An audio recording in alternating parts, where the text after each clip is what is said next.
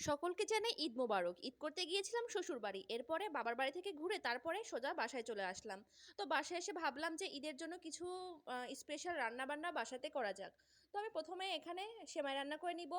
তো খাঁটি গরুর দুধ দিয়ে আমি সেমাইটাকে প্রথমে রান্না করে নিচ্ছি। তো আমার সেমাই রান্না শেষে আমি আজকে তৈরি করব বিফ তেহারি।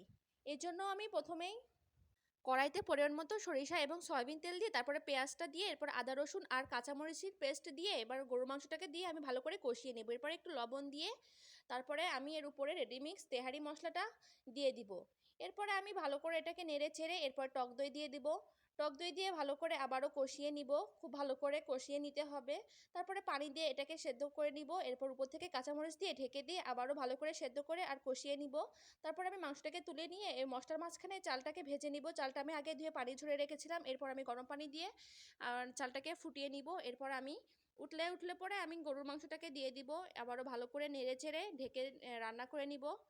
এই তো আমি ঢাকনাতে ঢেকে দিলাম, এরপর একটু দমে বসিয়ে দিলাম। এই তো আমার তেহারি পারফেক্টভাবে হয়ে গিয়েছে, অনেকটা ঝরঝরি হয়েছিল। এটা আমার ঈদ স্পেশাল তেহারি। কেমন হয়েছে সবাই কিন্তু কমেন্টে জানাবেন। আল্লাহ হাফেজ।